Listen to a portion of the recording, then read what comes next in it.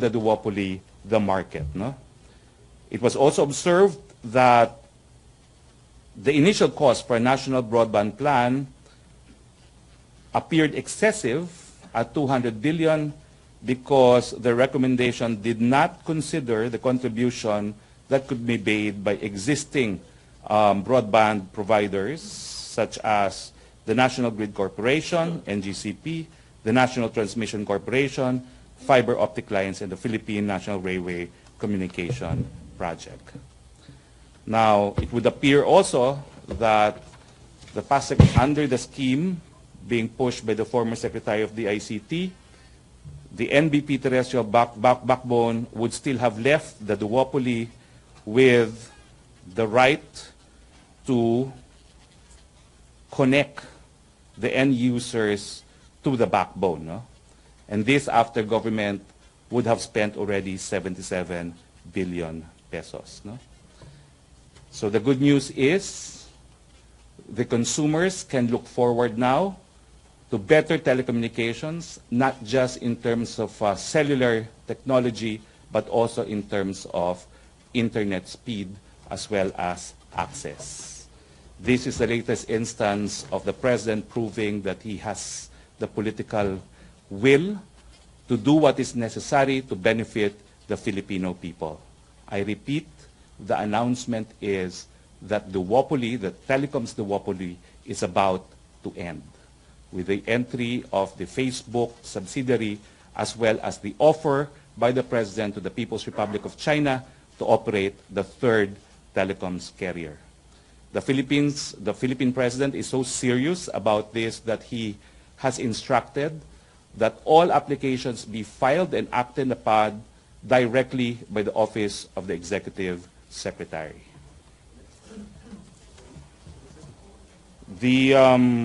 On another issue, I would like to confirm that General Santiago was let go by the President, not only because of his statements on the mega rehab centers being a mistake. He was also let go because of complaints that General Santiago was using taxpayers' money for junkets abroad. One of the complaints that reached the President was a trip to Austria, where in addition to bringing family members, General Santiago brought 6 of his closest personnel, including a Girl Friday. There was also complaints that General Santiago may have accepted consideration from major drug players. Well, the complaint specified, although this is only from a complaint, that General Santiago may have benefited from a house which may have been given to him by the late Parohino. That's a complaint on file with the Office of the President. It was by the Union of PIDEA. Okay, that concludes our press briefing this afternoon. MPC, wait, Pia. May follow-up question about, okay, use the microphone, please, Pia. Sir, sorry, what's the name of the Chinese company who will come in? None yet. It was an offer for the People's Republic of China to operate a third carrier. There's not been a designated company that will act as the third player. And this Facebook subsidiary is not the same as this? No, it is not. The Facebook subsidiary is about a backbone infrastructure project for the internet. It's about the laying, actually, of cables that would give us 2 terabits of connectivity. No? That's equivalent to the current capacity of the duopoly. Question, Joseph Morong.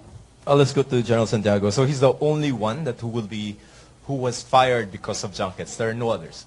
It's a very strong message to the bureaucracy. The President will not tolerate junkets and when did he take travels abroad. All right, first, when did he take the Austria trip?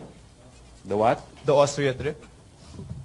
According to the complaint received by the Office of the President, I will quote so that I will not make a mistake. Okay. Travel to Vienna, Austria. No? The complaint was dated October 25, 2017.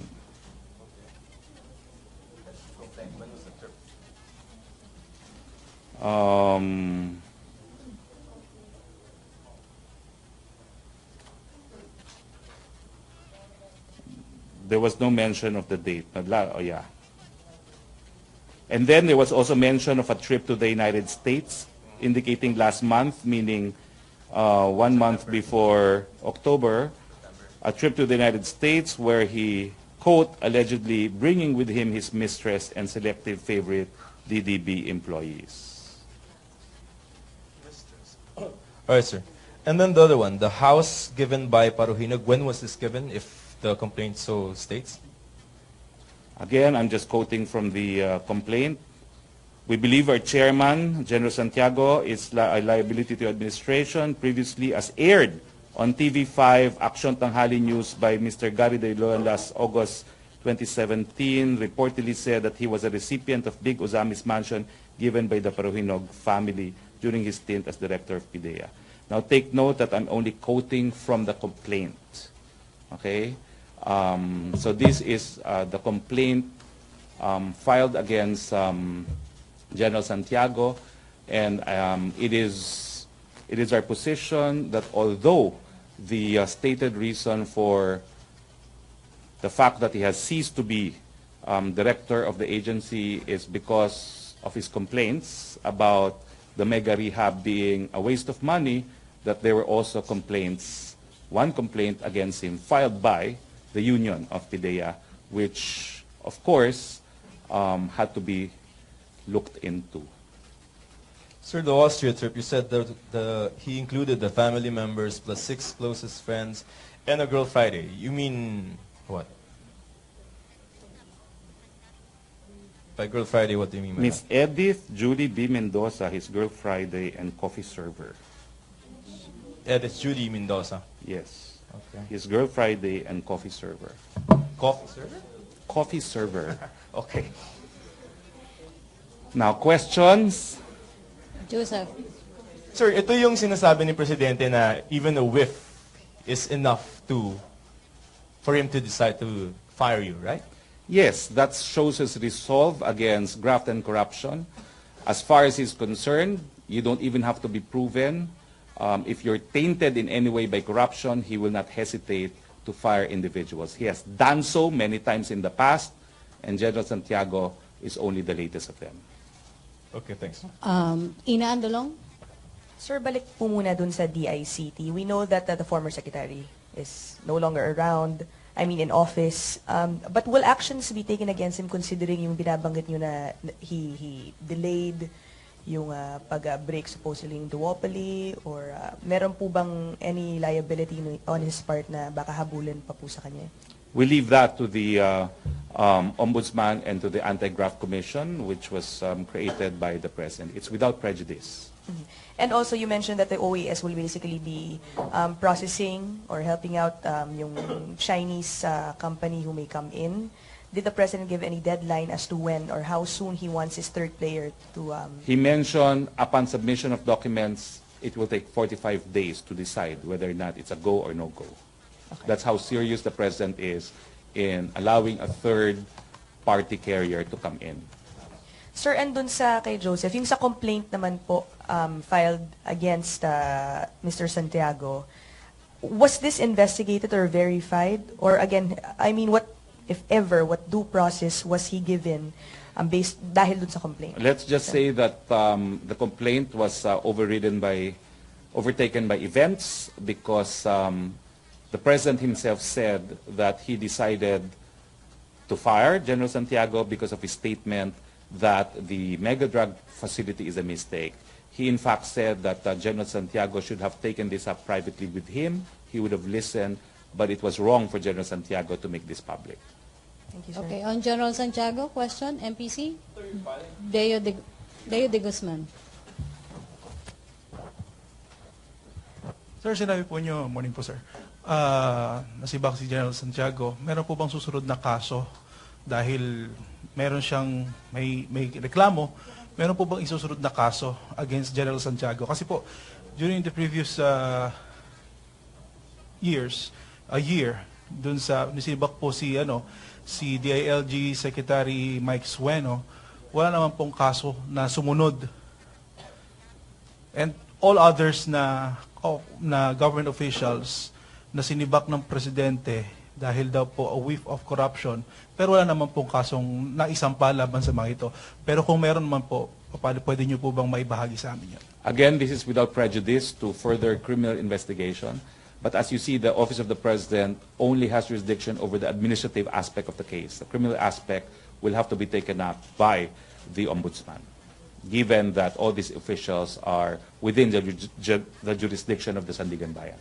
Pero wala po bang isasampa na kaso ang Executive Department sa Ombudsman laban dun sa mga tao na yan? That's without prejudice. As I said, the most that we could do in the executive as part of the administrative process is to fire them, which is the ultimate sanction, no? But without prejudice to criminal liability. The matter could also be sent to the DOJ, but they have an understanding there's an ongoing understanding between the Ombudsman and the DOJ that if it is cognizable by the Sandigan Bayan, even if the DOJ conducts preliminary investigation, the result of the investigation must still be turned over to the Ombudsman. In other words, it's ultimately the Ombudsman that will conduct the preliminary investigation. Thank you, sir. Questions about General Santiago? Other issue? Ina Andolong. Microphone, please.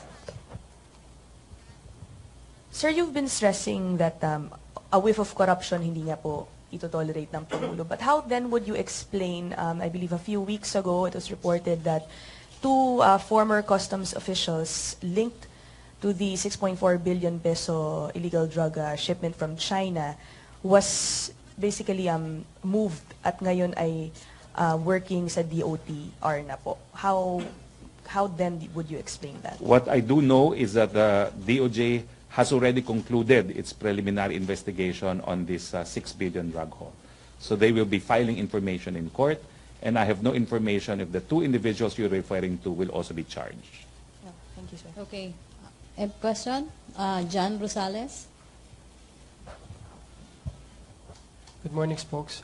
MRT Chairman Robert Sobrepeña said the government is suffering from lack of management expertise in handling the MRT, and proof to that is the string of operation breakdowns of the railway facility in the past weeks.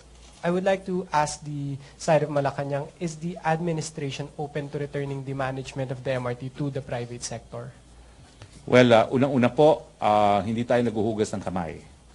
Tinatanggap po natin ang paghamon dyan sa MRT na yan, at ang presidente na mismo ang humingi ng paumanhin dahil nga dun sa palaging pagsira ng ating MRT.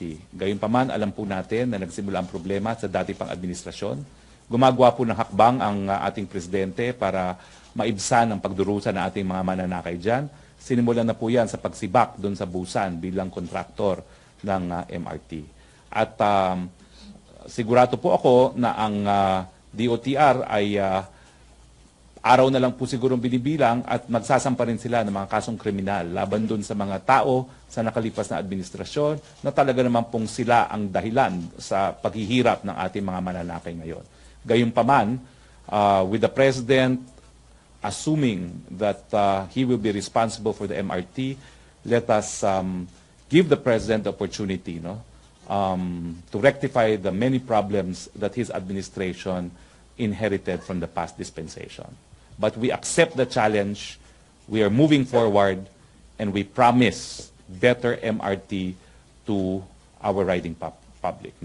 We will show the same political will that the President has shown in his fight against illegal drugs, in his fight against corruption, in bringing this vital service of transportation to the people as well. Thank you, sir. Question? JP Bencito. Hi, sir. Good morning. Sir, on MRT pa rin. Sir, there are two congressmen who are calling for the who are demanding for the ouster of Transportation Chief Arthur Togade. Can we get a comment from the palace on this one? Well, gaya po ng sinabi ko, no, ang mga problema po ay namana at kami naman po ay nagmamasid at nag-oobserba sa mga hakbang na ginagawa ni Secretary Togade. Tingin ko po hindi pa po dumarating yung panahon na kinakailangan na tanggalin si Secretary Togade. He enjoys the full trust and confidence of the President. The President has said he will back up Secretary Togade in whatever he may need to effect immediate reform of the MRT. Okay, Deo de Guzman. Morning again, sir. Sir, sabi po ni Senator Poe, hindi naman po dapat hanggang ngayon ay sinisisi pa rin sa past administration yung problema sa MRT. At mahigit isang taon na rin po ang Duterte administration na dapat daw po ay gumagawa na rin o nakagawa na rin ng paraan para masolusyon yung problema na ito. Any reaction on that, sir? Tama naman po yun. Kaya nga po sinabi ko kanina na tinatanggap po ng Presidente ang responsibilidad para magkaroon ng malawakang reforma dyan sa MRT na maibsan ang problema ng ating mga mananakay. Humingi lang po kami ng panahon dahil una-una, yung mga kontrata po na ipinasok ng administrasyon, unang-unang po dyan yung kontrata ng busan, kinakailangan po yung marisin, kinakailangan po yung mapawalang visa. At asahan nyo po, magkakaroon pa ng napakadaming demandahan dyan dahil hindi naman papayag ang busan na bilyones sa kanyang kontrata, bigla na lang tatanggalin sa kanya. No? Kaya nga po ang sabi ng Presidente, nung una, no, kung kinakailangan magkaroon pa ng special powers para dito sa MRT, yun ang kanyang nais magkaroon. No? At ang Kongreso naman po ay patuloy ang proseso para mabigyan siya ng ganyang mga kapangyarihan. No? Pero uulitin ko po, we are not resorting to finger pointing. Sinasabi lang po namin lahat ng mga naging problema, yung pagpapalit ng maintenance provider at pagtatalaga ng busan, yan po ay ginawa sa nakaraang administrasyon. Hindi naman po pwedeng overnight na mapawalang bisa yan. Sa katunayan po, dadaan pa yan sa legal na proseso. Inaasahan po namin lalaban ng busan, pero gagamitin po natin ang political will para mapabuti ang MRT na yan. Kaya naman po gobyerno na nag-take over kasi nga po kung magtatalaga ng bago, di patuloy pa ang demandahan. Samantalang gobyerno na nag-take over, bagamat pwede magdemanda ang busan, anong reklamo niya? Hindi naman binigay sa kahit ibang pribadong kumpanya. Walang reklamo ng korupsyon din na po pwedeng maibato sa gobyerno. Okay, MPC questions? Roscos? Follow-up ba yan MRT? Sino yung follow up ng MRT? Other issue na tayo, Roscos. Good morning, sir. Following the statement of the President on Saturday na pagka lumala po ang suliranin sa droga ay maaari po ulit maibalik ang lead ng anti-drug war sa Philippine National Police. Do we expect this anytime soon po, sir? Well, yan po yung sinabi ni Presidente, hindi naman yung sinabi na sa lalong mabilis sa panahon. No? So tingin ko, pinag-aaralan pa rin yan ni Presidente, pero meanwhile, nakakakuha po kami ng reports from PIDEA na record po ata yung mga nakakalap na pinagbabayawal ng gamot ng PIDEA. Bukas po, dadaling ko yung figura na yan. No? Pero ang reports na natatanggap, record hold po ang PIDEA in terms of actual seizure of prohibited drugs. Sir, isang topic pa po. Wala po ba tayong update regarding po sa recommendation ng MICC na i-lift yung open pit ban? I verified this personally with the President. He says that the ban on new open pit mining remains. Okay, thank you. On illegal drugs, question? Other issue? Tia Gutierrez? Sir, yun dun po sa offer ni President Duterte sa China, did the President give any explanation why the offer was made to China and not to any other countries? Well, the President said that China has the capital and the technology, no, to provide efficient telecom service. No? With the number of subscribers that Chinese telecoms company have in China, there can be no doubt that they're amongst the biggest in the world. No? Consider also the proximity and the fact that we want to avail of as much economic advantage that we could arising from the renewed friendly ties with China. Sir, on another topic, kasi matatapos na yung taon, but is the palace confident that the tax reform bill can be passed before the end of the year? We believe so, no? Dahil alam naman po ng ating mga senador, at yan po yung nag-aantay na lamang na aksyon ng Senado, na yung ating Build program po ay nakasalalay dito sa tax reform bill na ito. So naniniwala po ako na hindi naman matatapos ng taon na hindi maipapasaya ng Senado. Thank you, sir. Okay. Joseph Morong?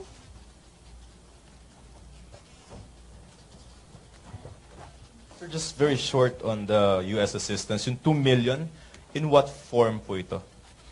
Well, it was said to be to support the ongoing war on drugs. Like what? Sa law enforcement, training for our police? Well, it hasn't been specified, Okay. but it was a 2 million grant, no? It's not a loan in support of the drug war. All right, sir. Si Chief Justice Sereno, you've answered the question before, but merong interview ulit sa Bawal na Pasaway later. She said that yung impeachment is an attack on democracy and not just her, because there are trumped-up charges against her, and if the president or the government can do this to her, it can be done to any ordinary citizen. Your comment on that? Kaya po meron tayong proseso sa impeachment para malaman ng taong bayan ang katotohanan. So kung trump-up charges po yan, lalabas at lalabasan naman po yan sa Kongreso, unang-una, at sa Senado. So hayaan na po natin ang proseso na magpatuloy. Okay. Last question na. Philip Tobesa. Follow-up muna. Sir, good morning. Follow-up lang po dun sa open pit mining. Na-presenta po ba yung sa kabinete yung MICC recommendation to lift the ban?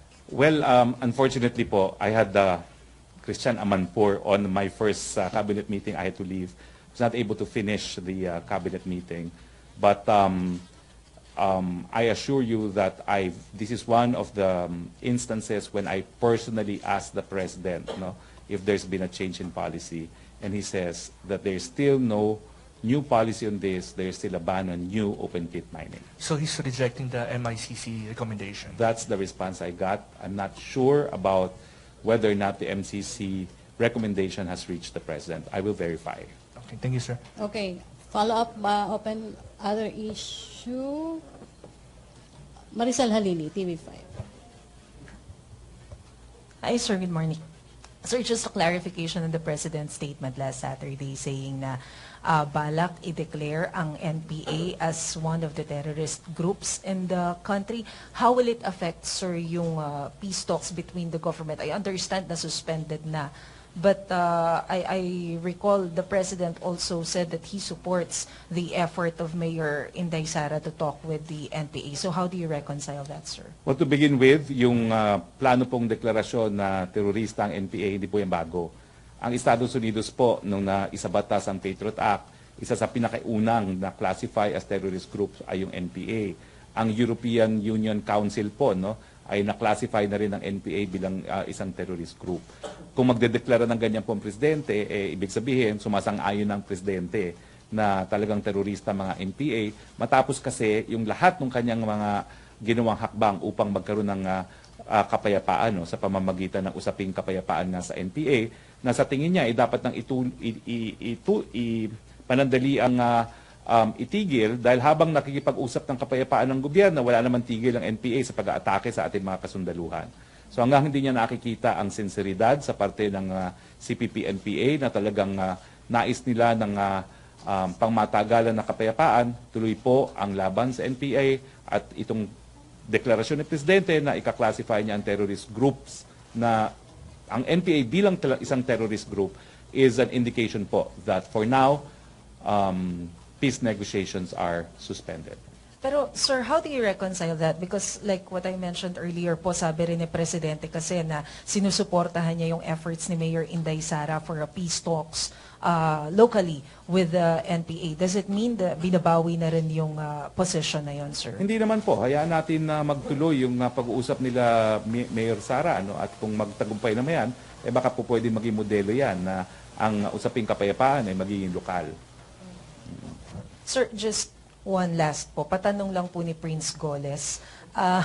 Sir, pwede daw phone-in question, sir. Pwede raw po bang makahingi ng reaction with regards to sa CA ruling affirming Mabilog's dismissal from service? Well, of course, that's an affirmation of the earlier decision of the Ombudsman, dismissing Mabilog from the service. That's a judicial affirmation which we respect and we agree with. Okay. Last three questions. JP, Jopel, Joseph Morong, and Chusteño. Last four, sir. Hi, sir. Just balik lang po sa Reds. Sir, following the President's pronouncements, won't this run contrary to the spirit of the anti-subversion law, which outlawed the membership to the CPP and all that links to the communists, sir? Not really, because of the Human Security Act.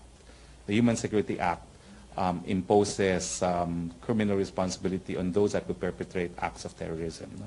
So they're not punished for mere membership, and you're correct, mere punishment on the basis of mere membership was declared unconstitutional by the Supreme Court, but they're being punished because of acts of terrorism being conducted by the NPA, including attacks on civilians. Okay, Jopel? Sir, ibang issue. Regarding po sa transport sector, kumusta sir yung ano ng gobyerno sa transportation modernization program? Kasi may issue na lumalabas sir yung regarding sa Euro 4 and dito sa Solar Egypt. Mas okay daw po kasi sir yung Solar Egypt. Ano pong stand ng Malacanang regarding this issue? Tuloy po ang modernization ng ating mga jeepneys. Yung detalye po niyan, bahala na po ang DOTR dyan. Pero ang huling binitawang salita po ng Presidente, gusto niya as early as next year, matuloy na itong proseso ng modernization. Okay, thank you, Jopel. Last two, Joseph Morong and Tuesday New. Okay, Tuesday New. Microphone. Ito na. Oo nga. Hi, sir. Yung nabanggit po ni Presidente last Saturday na itong week daw na ito, masusundan pa po yung pagsibak niya sa iba pang mga government officials dahil sa junket. Ito pa po bang kay General Santiago? Isa na yon? Sino po pa kaya yung mga nakalinya for this week daw po? Well, unfortunately, hindi ako sinibihan pa ni Presidente. Ang sinabi lang sa akin, isiwalat na meron natanggap na reklamo rin labang kay General Santiago dahil sa kanyang mga junkets. So, antayin na lang namin, sir. Antayin na lang po natin yan. Thank you, sir. Okay, last question, Joseph Morong. So yung sa NPA, no? Alright, so they will be classified and will be treated as terrorists only if they commit acts, no, under the HSA, correct? Yes. Pero wala ba siyang effect na parang red baiting ka na ngayon because you will be declaring them as terrorist organizations and therefore in an operational sense, you can, paano yan? If they do not commit any crime under the HSA, wala lang? Parang ganun? Kasi naman yung HSA, may mga predicate crimes din na kinakailangan gawin. With the additional element that their intention is to create terror in the mind of the general public. So it cannot be red baiting because there must be overt acts committed, no, which are already penalized by the revised penal code and special laws. Discharge of explosives, no, yung mga ganyan, no, murder, that's already part of it, no. Nagiging punishable lang siya under HSA when as already existing felonies at yung mga crimes na punishable under the revised penal code are referred to as felonies are committed in furtherance of spreading terror in the minds of the general public. So there is no such thing as a separate act of terrorism. It refers to an already existing crime committed in pursuit of promoting terrorism in the minds of the general public. So if and when the President declares the NPA, CPP, as, you're referring to just the NPA or the whole triumvirate? I think the President mentioned the New People's Army as the armed group itself, no? He has not referred to the CPP per se. Okay, so just the NPA. Because that's covered already by a Supreme Court decision. Okay. So sir, is it a crime to be a communist or to be left-leaning in this government? No, it is not a crime. It is a crime when you take up arms. Okay, thank you, Joseph. Thank Sorry, may pahabol pa, sir. Deo de Guzman, ito na yung last question. Last question, sir. Last Saturday, sir, lumabas po ang pangalan nyo doon sa sinabi nitong si House Speaker Pantaleon Alvarez na kayo daw po ay isa sa mga tatakbo under the PDP Laban slate for the senatorial candidates on 2019. I think I already issued a clarification in this regard. I thank Speaker Alvarez for his continuing trust and confidence in me. However, I'm focused on my current job as a spokesperson. I am not at all thinking about 2019. To tell you the truth, I go day to day. This job entails surviving every day as it comes. No? So let me focus on this very delicate undertaking that I agreed to accept from the President. So I will be focused on doing my absolute best as spokesperson for the President. Thank you, sir. Okay, thank you, sir. May follow-up pa, Joseph? Okay na? Okay, thank you. Thank you very much, and I hope you enjoyed our Good News Monday. Okay. Thank you, Presidential Spokesperson Harry Roque. Thank you, Malacanang Press Corps. Back to our main studio sa